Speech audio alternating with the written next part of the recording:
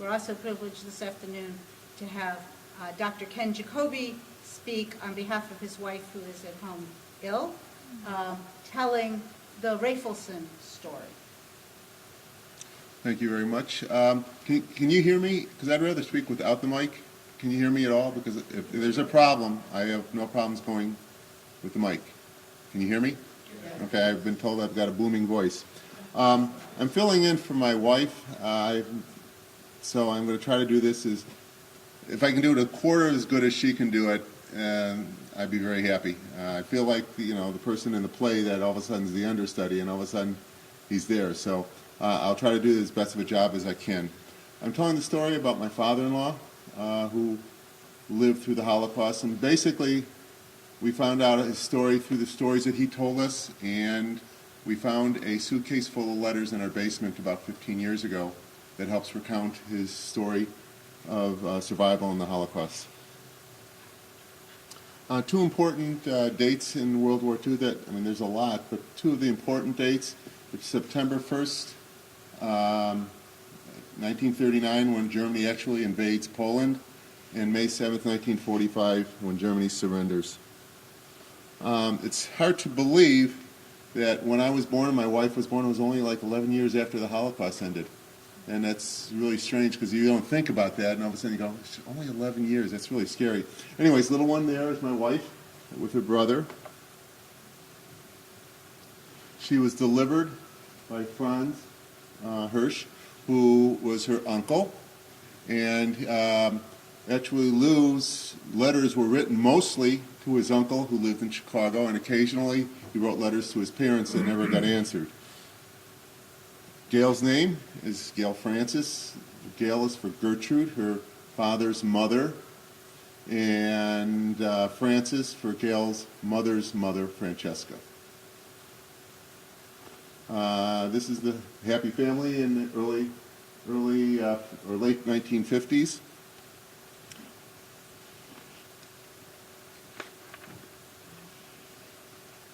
And looks like the typical family. Unfortunately, that's where it ends because there's no grandparents after that. So their surrounding family, this is Gail again, was basically other Holocaust survivors.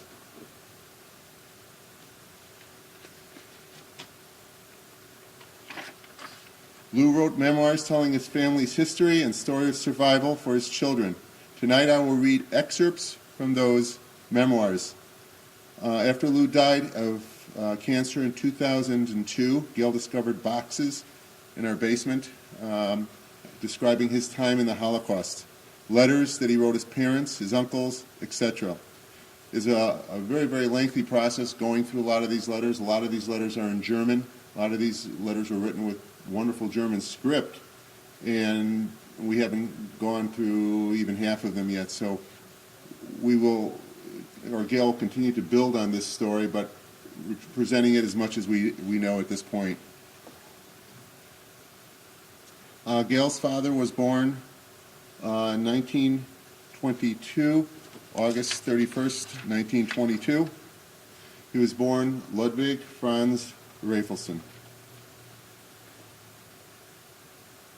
That's his mother, and Lou is a young child. Again, Lou is a young child. These are some of the excerpts from these letters. My hometown was small, 40,000 people, plus a garrison of about 10,000 soldiers. It was close to the Polish border, and Polish was not our normal language, but it was not unknown to us. As a matter of fact, my father spoke Polish fluently and did a lot of traveling to Poland. We spoke French at home quite fluently. I grew up in a large house, 3 stories tall, and on the first floor was my father's large office, big desk, leather furniture, and my grandmother's flat. My grandmother was a somewhat stouty, friendly lady, but during the 30s depression, she suffered a complete nervous breakdown and never recovered, and she moved to Berlin to live with my Aunt Elsa. I remember back then, I must have been 4 or 5 years old, and I visited my grandmother a lot. We used to eat a lot there. I remembered her fish soup and other dishes that she prepared. I spent a great deal of time remembering the two soldiers that also lived with us there. In the building next to my grandmother, we lived on the second floor, and on the third floor lived my Uncle Herman, my Uncle Paul, Uncle Friedel, and their sisters Edith, Hannah, Lisbeth, and Frida. Believe it or not, there may have been one or two more. Between the two families, there were 13 children and probably one or two apprentices.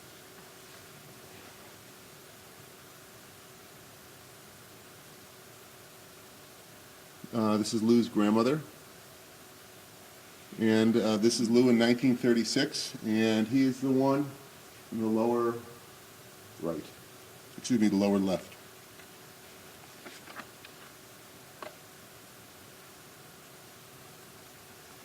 This was the house that he lived in until he was 8 years old when the Depression struck. It was built like a farmhouse. It was a U-shaped building. We lived in the front leg of the U. There was a small garage and a small flat for some people working for us, and their names were Bazuski, and they had about 10 children, and all of them slept in one room and probably on one bed.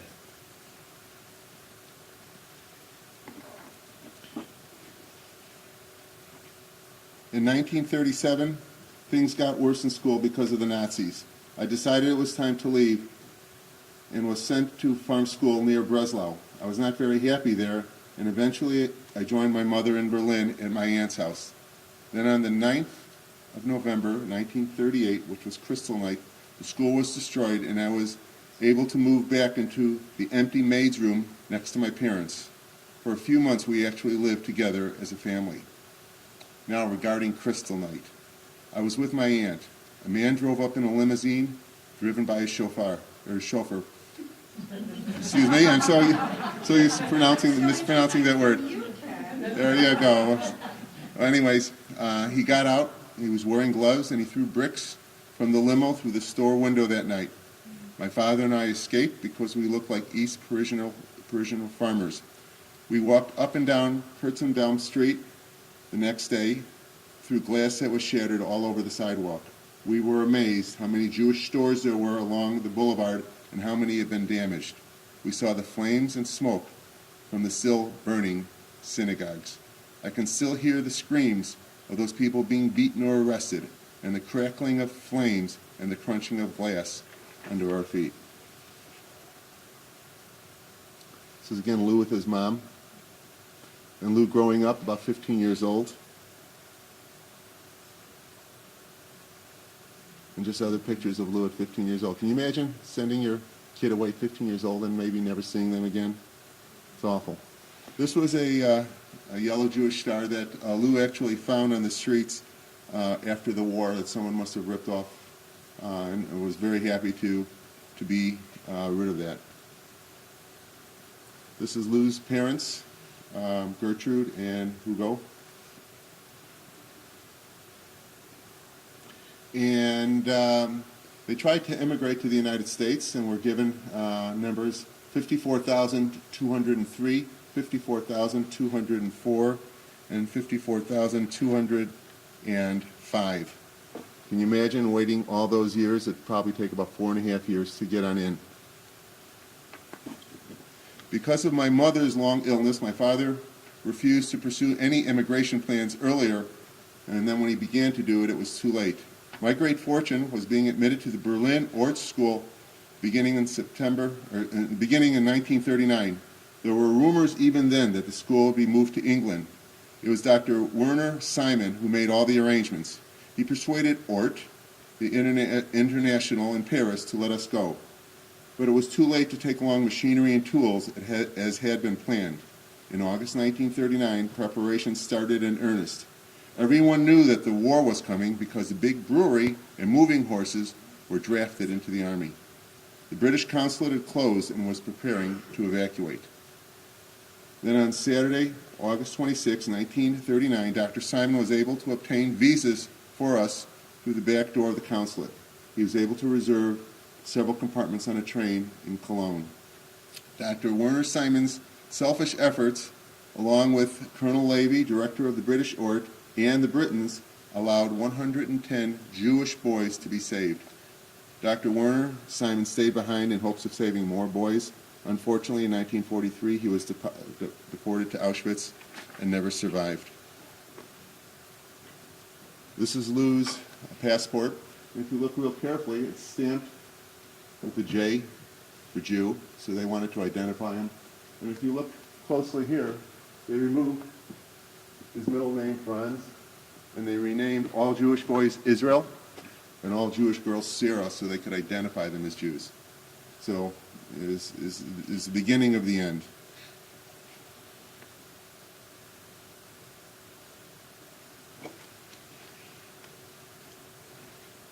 The Ort had set up the telephone system to call everyone in case we got clearance to go. On the 27th of August 1939, it was a rather dreary day, and I was tired of the whole thing, so I decided to go to Grunwald Lake swimming. I met a rather nice-looking girl there, and into the rain, we sat under my beach robe and talked. I had a feeling this would be the last time I'd ever see her, and we did not even kiss.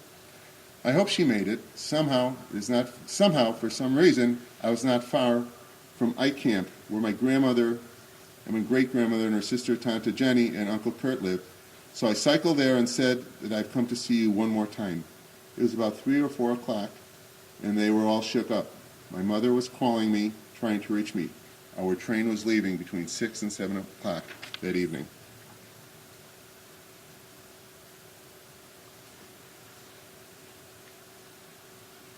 My mother urged me to change and get ready. I packed a small suitcase and a small briefcase. There was very little time. My mother had the foresight to give me a shoebox with 2 salamis and the black bread. This is how my emigration started. My parents went to the station, Charlottenburg, Bahnhof.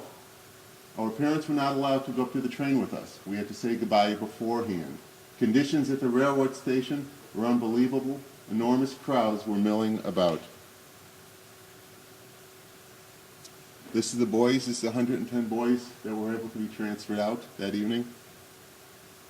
And this is Lou on the far right, 15 years old.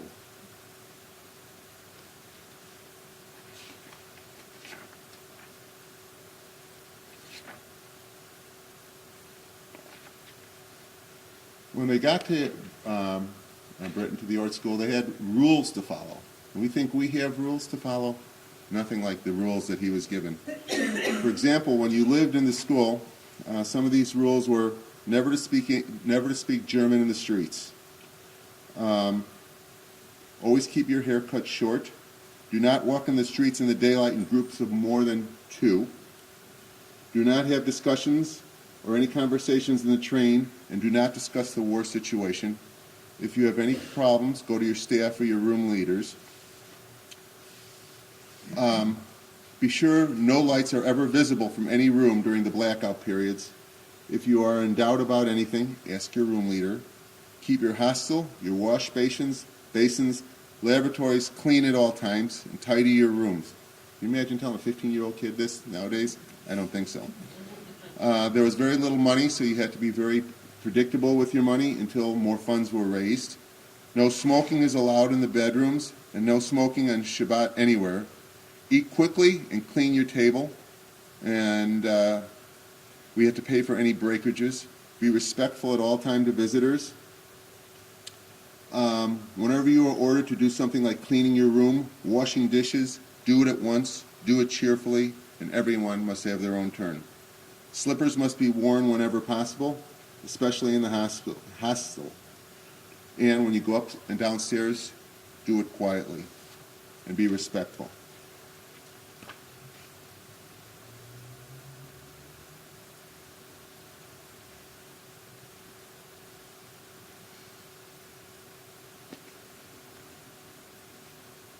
These are some more immigration papers.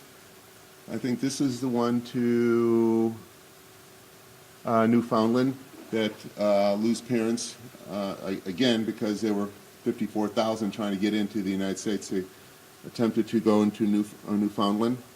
And this is Lou when he's already in London. And that's Lou on the second to the left, and his future wife, Ellen, on the farthest left.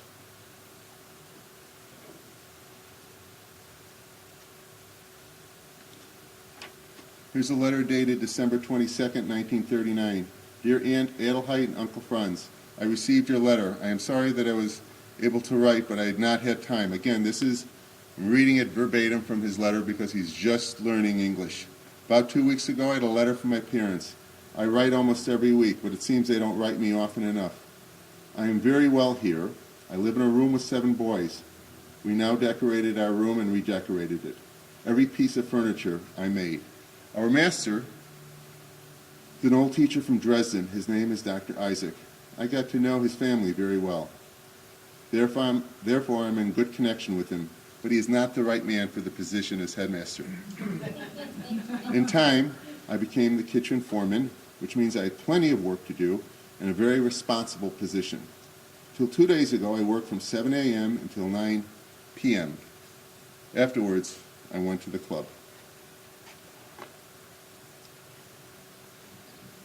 I like this work. This is the same letter. I like this work, and I'm very proud that we all work together very well. I hope this expression is right. Then I became a foreman, and there were many troubles under the old foreman. Almost every evening, I go out to the clubs that I like. Sunday afternoon, I went with 3 boys to a tea party, and we had eaten very well there. After that, we went dancing to the Jewish club. On Wednesday, we did the same. I think I make quite nice progress with my English language. Then I am talking with people as often as possible. I wrote this letter without looking at the dictionary, which I hope is pretty right. My regards to my parents, the Pisers and the Salingers. Could you give me their address? And specifically, that is the dictionary that he used, and I have it here also.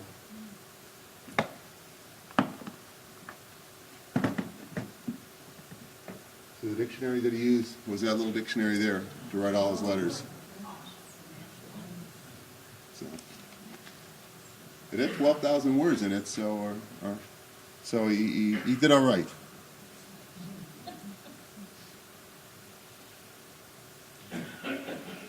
In America, he talks to his uncle, or he writes to his uncle and tries to get answers regarding his mother and father's immigration.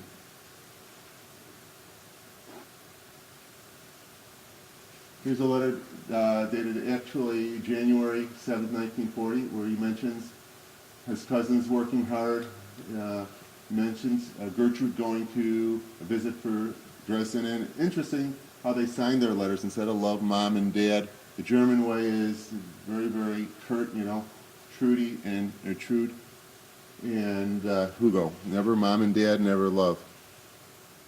There's a letter dated the 19th of January where he talks about people, where he finds out people are arrested from his family. So he's still communicating with his family, and again, from Hugo and Trudy.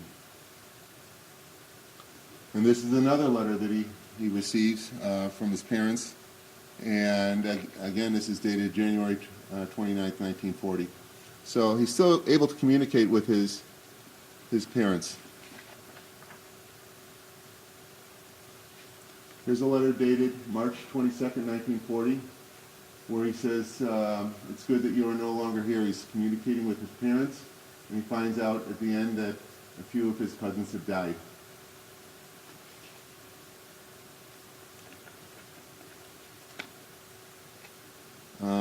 These are some this is in back in Germany on April 14th, 1940. Hugo applies to immigration now to his third country, Paraguay.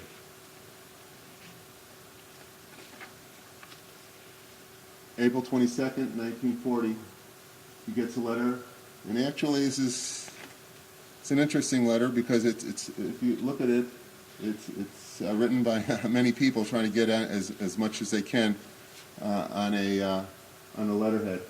They talk about the weather being good. He talks about his father not being able to learn a language very well, and that his mother is trying to learn Spanish.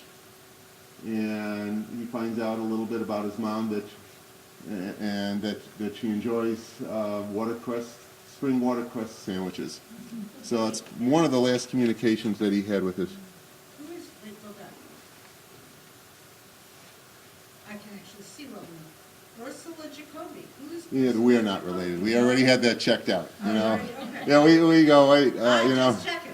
No, we had that checked out.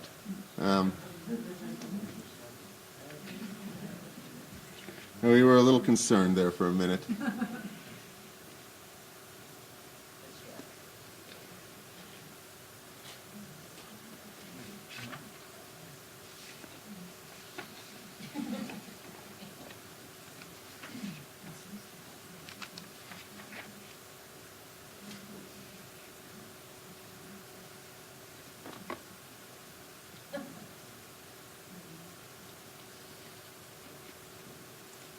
And here's a letter written on the July 5th, 1940, which states as follows. I hope you've got this letter that I wrote about 4 weeks ago. I thank you very much for the money and that you also send me money monthly. I beg that you do me a large favor and lend me more money so I can purchase some new luggage. I am pretty well, but I am sorry that I do not learn much in the workshop, and especially I learn very little English. My parents are still all right. I get a letter from them almost weekly. I hope they can immigrate soon. I know it is very difficult, and you are doing everything in your power to get me over to this country. I will answer you soon. With best regards and love, I remain, Lutz.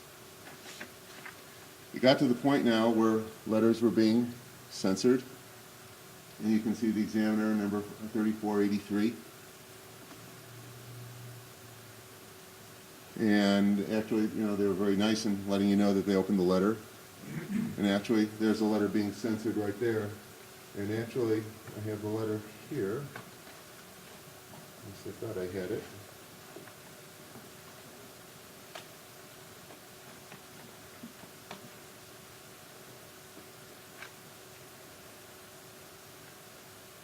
If you look very carefully, you can see that they actually cut out words in the letter.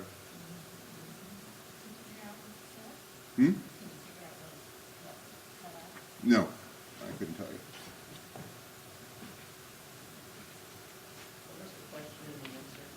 you. Could you figure out what was said? No. No.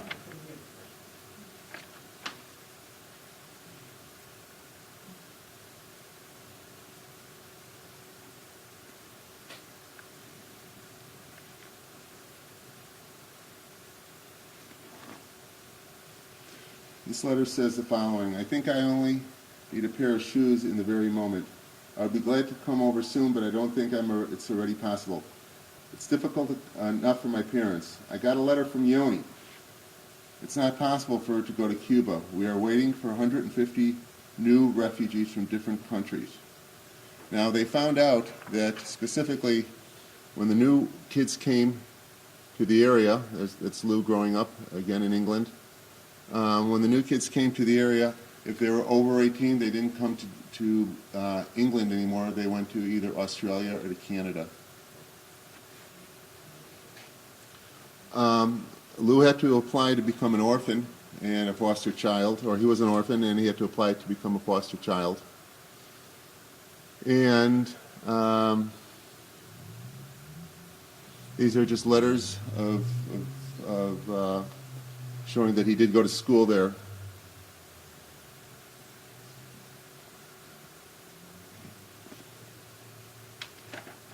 I'm trying to put this together. I apologize for this. Can you read just a year? Yeah, June 25th, 1944. This letter says the following. My very dear ones, thanks very much for the parcel from the 10th of April. Unfortunately, the shirt was too wide, and I take a collar 14 and a half. I enjoy chocolates. I enjoy the chocolates very much and get plenty of food here, like cocoa and macaroons. Incidentally, the nylon stockings you sent for my girl were a bit too small. She wears a size 10. Don't be surprised at anything, but I'm going pretty crazy now. I know this girl, and I know it's going to get worse. Of course, there are many troubles connected with this since she's English and she's used to a grand life. She lives with her sister and has not had much money. This means that she's given up a lot of things for me. On the other hand, I feel bad about the fact that I can't give her all the things she's been used to. However, that can't be altered, and if two people are in love, they really don't worry about it. But what other thing worries me about this? I have definitely made up my mind to marry her, and I'm going to get an engagement ring and everything properly before that. So he's falling in love with a woman, and he realizes, and on the same letter he continues to go on and says, but I can't get married now because I have to just worry about myself. And coming back to his girl, he says he doesn't mind waiting to marry her. Continuing on the same letter,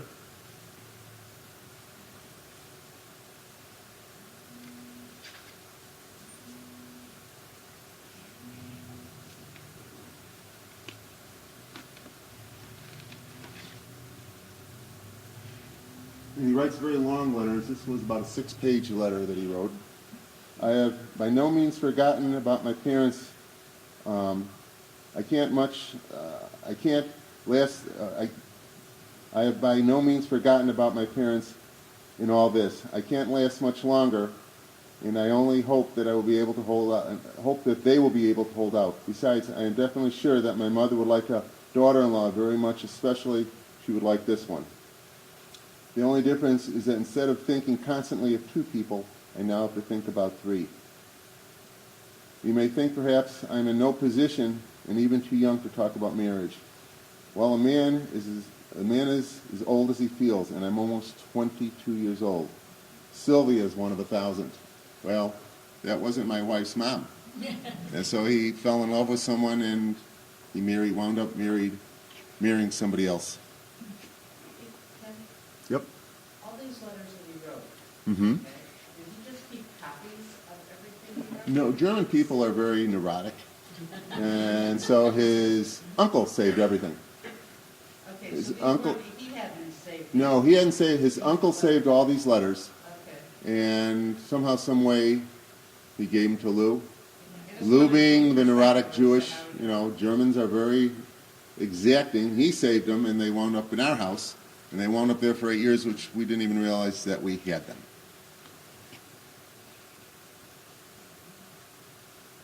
You ever find out what happened to Sylvia? No, actually, Gail called up her father's best friend. His name is Sigi, and she said, Sigi, who is Sylvia? And he said, Sylvia, that's for another time. So we actually went to visit Sigi about 6 months ago, and I said, Sigi, can you tell me about Sylvia? And now Sigi's 96 years old. He lives with his wife still, and he said, I'm going to keep that to myself. So he never told us.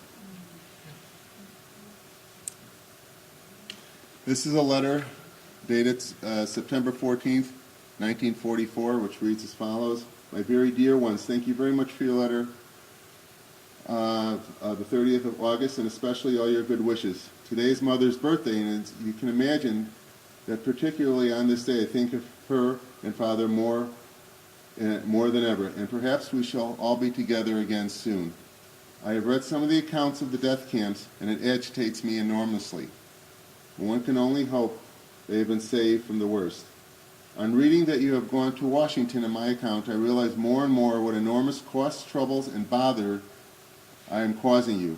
There is really no form, or at least no words, to express gratitude, but I want you to know that I don't take for granted what you are doing. I really am deeply grateful, and hope you will be able to, and I hope to be able to make it up to you in some way.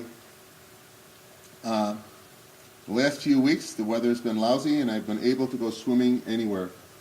I read quite a number of decent books lately. For instance, Tolstoy, Dostoevsky, Gogol, Dof, and Cooper, etc. I'm tired of for any of these real heavy classics, and well, I shall close now wishing you all the very best for the holidays, and with all your best, Lutz. So he's still trying to find out what's going on in his life. So he's about 44, he's about 18 at this point.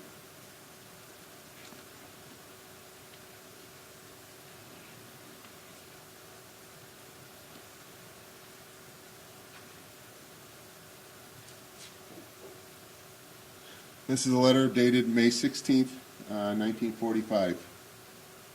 Peace has come at last, and I'm hoping to hear from my parents soon. But for us, the trouble is just starting now. Of course, it is rather futile to go into speculations about the future, but it's just as well to be prepared. I took a day off this week and went to various committees looking for lists from Lubin, Theresen, Buchenwald, Belsen. I did not find anyone. More and better lists are expected, though. Our poor people still seem to be in a terrible plight on this continent. Very little appears to be done for them. It seems very strange that no one does anything, and they were not even allowed to help our own people.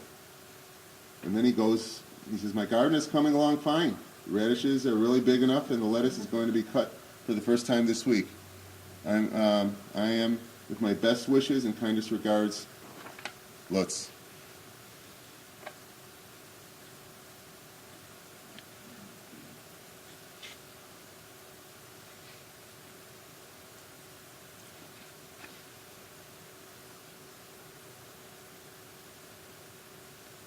Another note read May 31st, 1945. This is after the war. My dear ones, this is just more or less a short note to find out whether you can let me know if has anything been definitive about me eventually coming to America. It is very important for me to know because at present I'm in touch with the United States Army regarding a very good job on the continent as an interpreter for about 6 to 9 months. But there's, of course, a snag to it. One is waiting for a guarantee from the British whether we'll be able to return to Britain, and it is doubtful that they will give me any guarantees. I don't fancy getting stuck in Germany, as you can imagine. Hopefully everything is all right. I am, with the kindest regards, Lutz. So again, he's just trying to figure out what he's going to do in his life.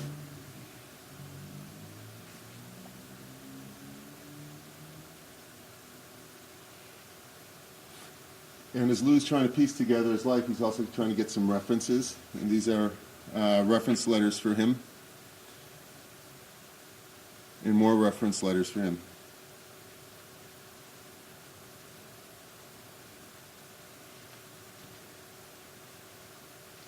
Lou eventually joins the American Army and returns to Germany as an interpreter. What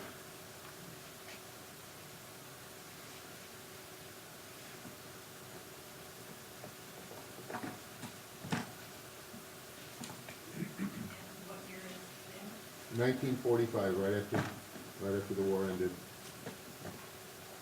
And I'm looking for something here. And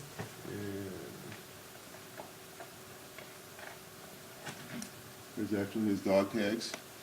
These are all just items that he just saved in the suitcase. And this is his wife's dog tags.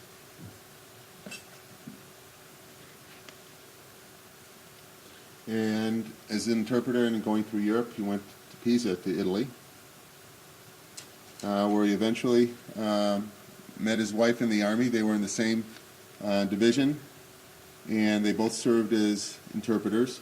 And obviously that's not Sylvia, that's Ellen. And that's Ellen as a child.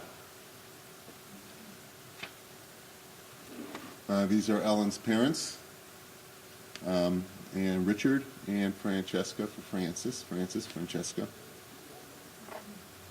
And what I showed you afterwards was the dog tags from Ellen.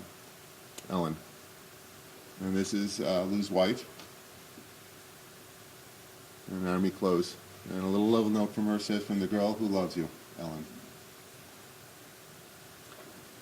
This is them, some pictures of them engaged. And this is a letter from the military allowing them to get married. Do they know about their parents at this point? No, we'll get to that. This is an announcement that they're getting married. And this is their ketubah, their wedding certificate.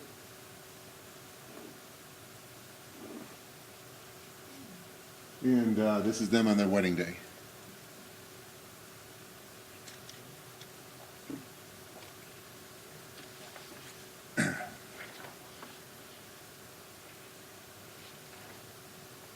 This is a letter dated May 17, 1947. My very dear loved ones, after going to various people and police stations, I finally got some fairly accurate information about my parents, though it is sad. For the last few weeks, they had moved to Duesenberg number 6, where I spoke to the landlady today. They managed to keep their gold, which kept them fed fairly well almost to the last moment. They were then deported in March or April to the east and apparently separated. I am going to the Jewish Gemeinde tomorrow and will also advertise. They were taken directly from work in their work clothes during the last action, it appears. Conrads to the end. They had no money and they couldn't afford to go into hiding, which was extremely expensive. The last days, they were still able to get food stamps, especially for my father. They supposedly looked well, but my father had lung tuberculosis and his nerves were getting bad. Mother was wonderful, strong all the time, and they were never desperate, and they wanted to keep on living because they wanted to see me again. They even hoped to make it through the camps somehow. They worked in factories, firstly because they needed money, and because they knew they wouldn't be taken on the account of their work. Mother told the landlady that if I would ever be taken, that she would ever hear from me, that she should give Lutz, which is myself, the best regards, and was still hoping to see me again.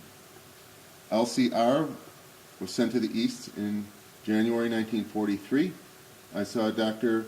Zukor, as you know. I am sending 2 to 3 boxes of gifts to you. They contain a typewriter, some china, and some clothing. Please place them in your basement. Aunt Adelheid, my wife has a sewing machine in London and would very much like to bring it if she wants to know if it's worth taking to the States. It's about the size of a kitchen table. Please let her know. It's an extraordinary large machine. Hope all is well, Lutz. P.S. I just had a gold crown done by a good dentist in town. His wife, at this point, Ellen, tacks on to the letter that he wrote. Lutz told you about the news concerning his parents. He's very upset about it. I'm not even trying to console him. Having had the same news about my mother, I know there's nothing you can say. I'm only trying to make him look forward so that he does not think so much in the past. I do not think I told you that I have a brother in Palestine, and I was all set to go there except Lou proposed to me. Again, these are the 2 sets of grandparents. Lou's parents on the left and his wife's parents on the right. And this is a family wedding before the horrific Holocaust, and most of these people didn't survive. Lou eventually got information from Berlin and from Yad Vashem, which is a Holocaust society in Israel, and basically talks about what happened to his parents. Basically, Hugo Rafelson, his father, was transported to Auschwitz, and his mother transported to the east. Elise Rafelson transported to Auschwitz. Gerald Falk transported to Auschwitz. Helene Lena Jacobi, Nee Rafelson, traveled to Auschwitz, and on and on and on. Actually, he never found out 100% that they were killed until 1995, when all the records were revealed. There was 5 countries that knew exactly what happened to everyone that perished in the Holocaust, and Germany, France, Russia, the United States, and one other country knew of this building in Germany that housed all this information. And one of the things that bothered Lou more than anything else, he said, I hope my parents weren't alive and I couldn't find them. And he found out where they perished, what train they were on, and basically, they went to Auschwitz and they perished about a month before the war ended. This is Gil's family tree, and basically this whole line, sorry, in your way, I'll get out of your way, was wiped out in the Holocaust.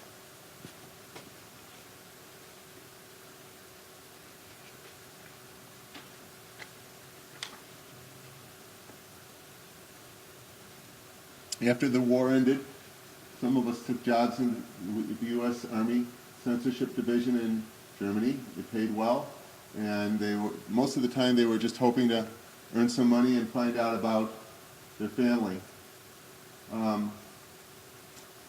All the training that he had in Ort School, he stated, made him a good soldier, and he was able to learn to repair things, and he was able to learn to lead people.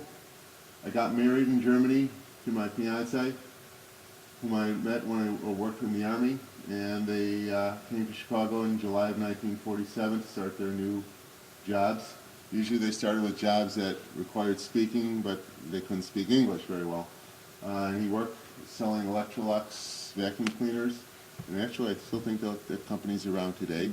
And Fuller Brushes, I think that company's around today also. Then he started a successful career working for Metropolitan Life, retiring after working for 47 years.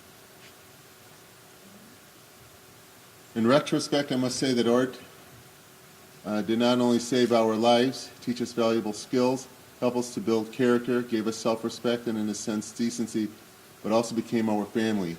We boys stuck together, helped each other in need, and still maintain contact, and there's not many of them left. And they were pretty much spread along England, United States, Australia, and Israel. This feeling of belonging and family took the place of our loved ones and helped us to sustain us throughout life. That's Lou with some of his Ort buddies, or buddy. That's one of his other buddies, Hans Ferders, in February 1951, getting married. And again, some of his Ort buddies. And again, some of his Ort buddies they're aging. I'm sorry, I don't mean to pop in front of you. This is a letter that we got from one of his buddies when Lou died, and talking about Lou's life. Lou felt that Ort saved my life, and I've never forgotten my obligation as a survivor. In my own way, I've tried to repay my debt. This is our family now. And so our family, as a result of the Holocaust, is smaller. But Hitler did not win, because we are growing, and we go forth and multiply, and as they say on Star Trek, live long and prosper, right? And Lou always felt that if you cannot learn if you don't learn about history, we're doomed to repeat it. So that's all I have to say of this. I'm sorry it was not as good as my wife could have presented it. I did the best I could. And can I answer any questions for anybody? He Yeah. certainly improved in his English. Oh yeah, his English got much. You could see it really progress Mm-hmm. rapidly. Well, it's amazing. Spanish, some Yeah, it is amazing. He spoke Polish, he spoke German, he spoke English, and it's amazing what you can do. But when you're younger, your mind's a lot better and more elastic than it is as we age. Yes? What does Ort stand for? You know, I'm going to need help on that. Judy? There you are. And what was Ellen's nationality? Ellen? His wife is German also. She lost her whole family. So Gail and I, both our families are survivors of the Holocaust. And my parents, that's another story. But it's an interesting one, but it's not as interesting as Lou's, because Lou, you can put Lou's story together with all the letters, and it's really incredible. One of Gail's cousins, cousin Donnie, loves to follow genealogy, and he comes through Chicago every 6 months.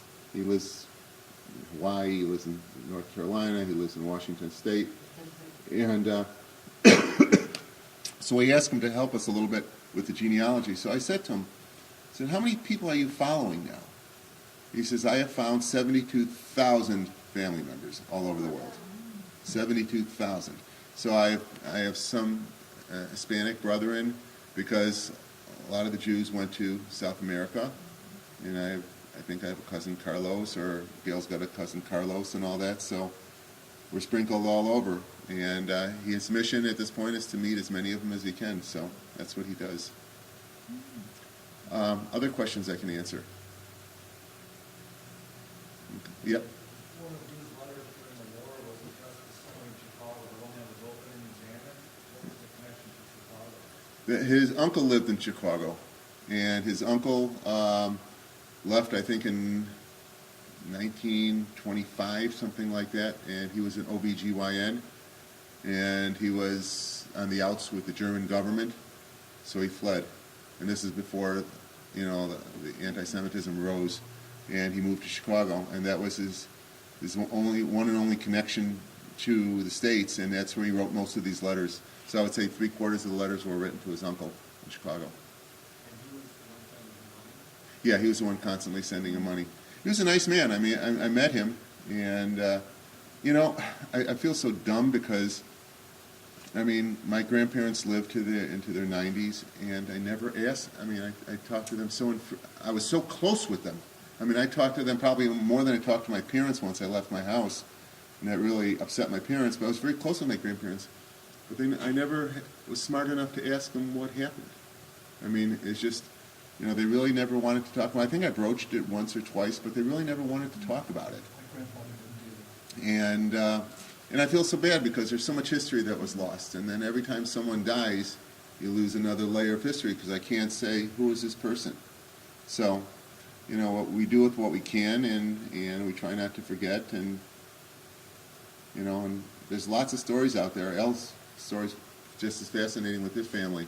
So hopefully we can convince him one day to get up here and tell us his story, because if we remember those stories and we propagate these stories, then hopefully none of these things can happen again. We should never forget. My dad always said that. He said, you only live once. He says, enjoy it. You only go around once, and make this world a better place than when you got here. So that's what I try to do. Other questions? Thank you guys so very much. Yom HaShoah starts Wednesday night at sundown, so if you do have your candles that I had sent out to the congregants, light it on Wednesday. Prayers that can be said, I would just say Kaddish, and I always, probably the last 3 or 4 years, I stand up whenever I'm in shul, I say Kaddish. When they say Kaddish, I stand up all the time, and my son said to me, why are you doing it? It's not for your parents. I said, you know what? 6.3 million people have no one saying Kaddish for them. I don't know when their yard site is, so I just say it every time. I do it now because of you. No, do you? Because of you. I Oh. never did before, but after one of the presentations you and Gail did, I now stand for all mourners Kaddish. That's the least we can do. Because there's someone somewhere who doesn't have someone to stand for. I actually say that. Yeah. Stand for those who have no one to stand for. Isn't that what that plaque says back there, I think? Maybe I'm wrong. I have to go back there and read it. I read it every so often. That one I think is specifically for the children. Okay. Who have no one to Okay. say Well, I'll tell you something. Last year I went to Europe, and I went to Auschwitz, and I went to Terezin, and it was really a very sobering experience, extremely sobering experience. And you go, oh my God, how did people let that happen?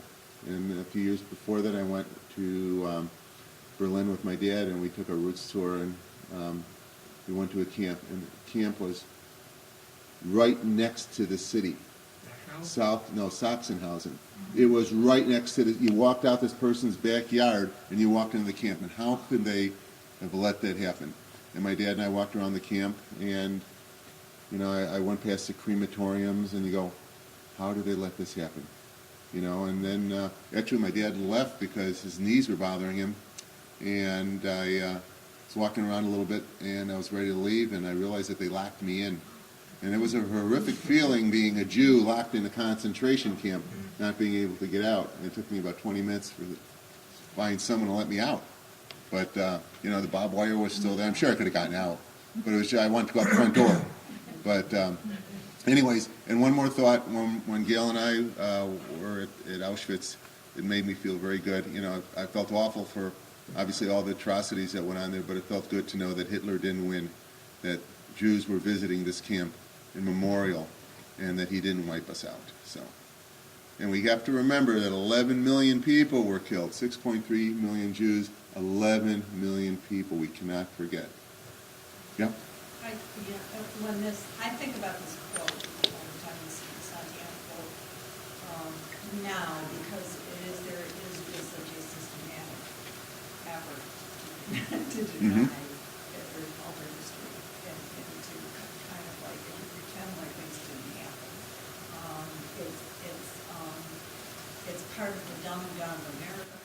Oh, absolutely. All this stuff that's going on. So it's, This is not fake news. it is, right, it is just like, and it's something you just said, just when you think about the importance of, it's just like, you just have to keep reminding people of like what's real and what's not. Maureen?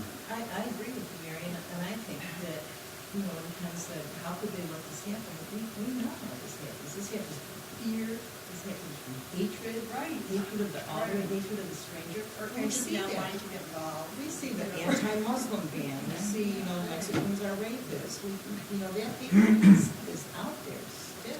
Well, it's there. Yep. A couple years before I met my current wife, I took a trip to Europe, and I'm a history buff, and I think one of the places that I wanted to see was, we started in Germany, in Berlin, and one of the places we visited there was Dachau, Out of Munich. which was the very first one that the Nazis built. And but there was other places we went also. We saw Hitler's bunker and other places and everything there. But going to Dachau there and seeing that they had a memorial there also Mm-hmm. at to the Holocaust. But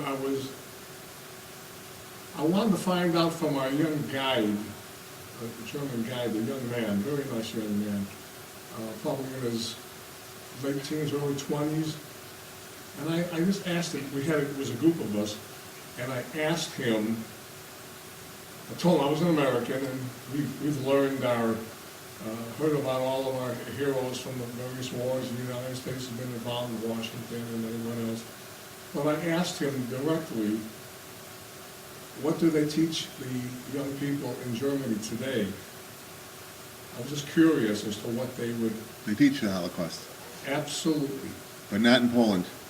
I was told that. In No. Germany, they do it. I was a little surprised, but I guess pleasantly surprised. Yeah, in Poland they don't teach it, and it's mandatory for German students or kids in Germany to go to a concentration camp, but it's not mandatory in Poland. And it's not that I'm against Polish people at all. It's the point is that if we don't teach it, it's going to happen. It's going to happen again. Yep. An observation. And very, very happy that you are keeping this exposed in the open, telling the whole story.